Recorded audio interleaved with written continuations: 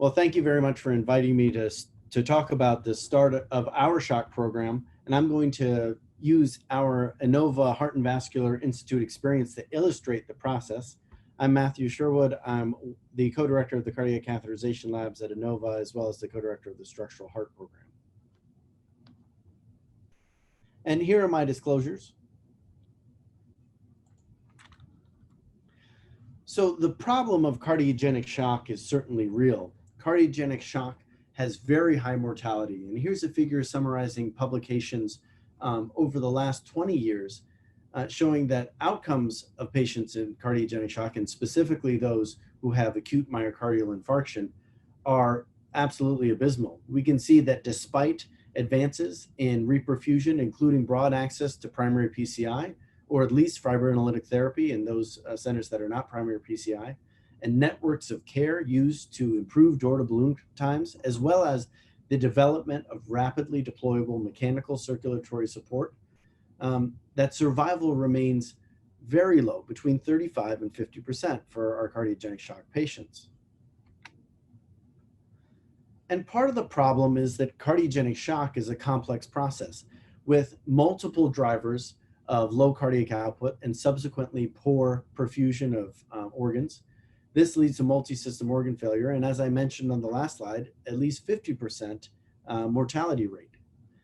The shock process can be rapid, and that puts a premium on timely recognition and prompt therapy. In addition, we've just started to better recognize cardiogenic shock, as you can see from this very important document released by Sky that actually codifies the stages of cardiogenic shock. In addition, our response to cardiogenic shock is varied depending on what hospital you work in across the nation. Here's a publication from the group at Brigham and Women's. It actually looks at national inpatient sample data, and it shows variation in care across hospitals in the United States with regard to treatment of cardiogenic shock patients. As you can see, rates of right heart catheterization use are variable and very low in these patients, as well as there's a highly variable use of support in these patients, variable use of intra-aortic balloon pump, mechanical circulatory support such as Impella, and variable use of ECMO.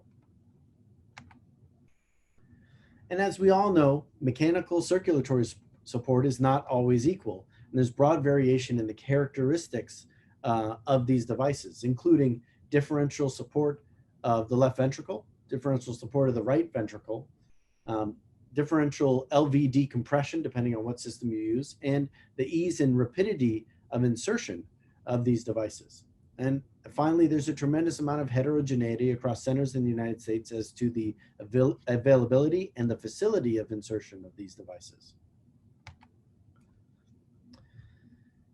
And despite the panoply of devices I've just shown you, with different characteristics, strengths, and weaknesses for each, there continues to be very little evidence that any of these make a major difference in outcomes for cardiogenic shock. And this is, well-studied meta-analysis showing that medical therapy versus IABP for cardiogenic shock, there may be a small benefit for intra-aortic balloon pump, but when comparing mechanical circulatory support devices to intra-aortic balloon pumps, it's hard to say that any of these new devices really make an impact on care alone. So understanding that there is a dire state of affairs for cardiogenic shock patients, we analyzed our center's response and care for cardiogenic shock in 2016. And we found that, like many centers across the United States, we did not have a coordinated response for cardiogenic shock patients. There were no protocols in place, nor an easy mechanism by which we would bring experts together to discuss critical care of these patients. And this resulted in delays in recognition and subsequent treatment, as well as significant variation in the care of cardiogenic shock. So at the request of leadership, we actually brought this data together and presented it to the board of INOVA Heart and Vascular Institute. And that day we decided to build a cardiogenic shock program from the ground up. And here are the key steps to building a shock team. I've already mentioned that we brought leadership together and presented the data, but we also collaborated across specialty lines. bringing together interventional cardiologists, cardiothoracic surgeons, critical care specialists, general cardiologists, hospitalists, and emergency medicine doctors, as well as mid-level practitioners and nurses, to achieve buy-in from these key stakeholders. We then determined critical areas where we needed additional training and education, so that all of the members of the shock team would be kind of on the same level in terms of their facility with mechanical circulatory support and care. We then brought together representatives from these groups to develop protocols that would guide care, would try to lead to earlier recognition of cardiogenic shock and minimize variation, resulting in more prompt treatment. And finally, anytime we treated patients, we met regularly and held after-action reviews every month to discuss our successes and failures and to learn. And we also measured the quality of our process and outcomes in an effort to continually improve. So what did each step look like? In 2016, we organized a multidisciplinary vascular access and closure training program so that all of our operators would be kind of on the same level playing field, to have a reasonable competence with large bore vascular access and closure. This involved having our vascular surgeons and interventional radiologists walk everybody through how to safely use ultrasound-based vascular access techniques, also using micropuncture. We trained on models, and we trained everybody on the pre-close technique using true per-close devices. This was important to get all of our doctors on a reasonable level of competency for these techniques. Next, we put together protocols, and this is one of the first steps, allowing physicians on the front lines to better and earlier recognize cardiogenic shock patients. We wanted to use criteria to rapidly and accurately identify these cases, and then get patients going down the correct treatment path to the appropriate level of care, and then eventually an intervention when they needed it. A key step here was to create a one-call activation system for the shock team, similar to STEMI and other medical emergencies like aortic dissection. One call gets you to the shock team and they can help you. And this is another type of protocol that we put together. Basically, we disseminated this as well across our institution so that everyone would be on the same page and we'd be on the lookout for cardiogenic shock patients, and we would get rapid action once the shock team was activated.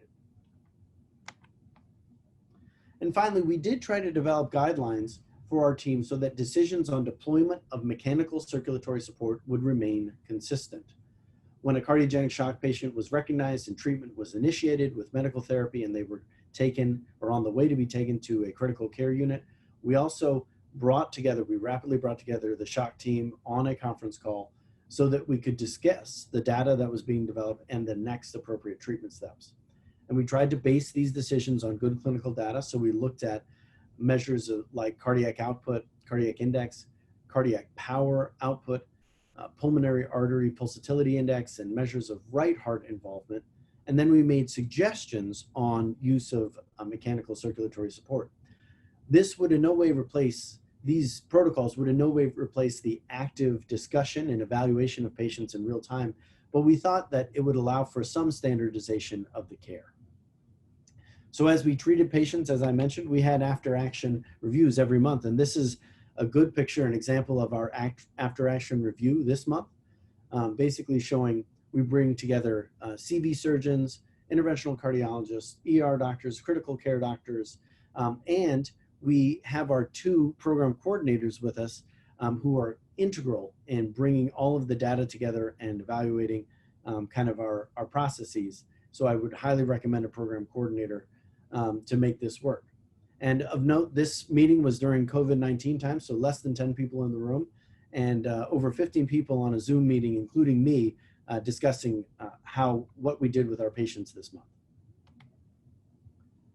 So to summarize the process on a timeline, we identified the problem and brought together key stakeholders in 2016. We started the shock team and developed education and outreach initiatives, and we completed those by early 2017. We also devised protocols for standard of care and disseminated them by early 2017.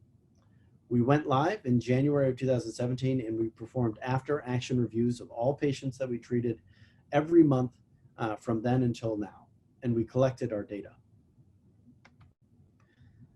And what we found was that this team-based process of care, bringing together all of these experts to try to improve our patient care, resulted in cardiogenic shock patient survival going from just below 50% in 2016 to well above 70% in 2018, and it remains above 70% in 2019 and now 2020. This was the work of dozens of leaders and hundreds of patient care providers, as well as ultimately support from our hospital administration, and we're very proud of this work. But of course, once we had that data, we wanted to publish. We wanted to put that data and our processes out there in order to help other people benefit from what we had learned. And what we found in 2019 was there were other excellent centers across the United States who were doing what we were doing, including at the Henry Ford Health System in Detroit and at the University of Utah, who basically were putting together shock programs, putting together protocols and trying to standardize care in this area, and they were also seeing success. So finally, we've tried to take this idea of the shock team, and again, this mostly is at our major hospital, our hub hospital in Fairfax, Virginia, and we know we have 4 other immediate partner hospitals across the Northern Virginia area, and then dozens of other referring hospitals that are also seeing cardiogenic shock patients. So we wanted to expand to all of the hospitals in our referral network so that we don't just have a shock team at our main center, but we have a shock network across our system. And that's what we've been working on for the past year. And this we would often liken to STEMI networks of care that we've seen improve door-to-balloon times. We want to improve prompt treatment of cardiogenic shock patients.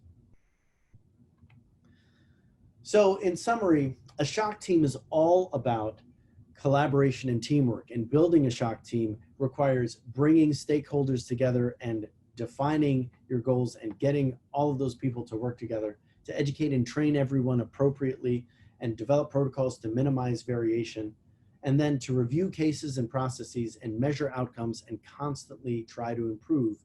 So I hope that this helps people out there develop their own shock teams at their centers. Thank you very much.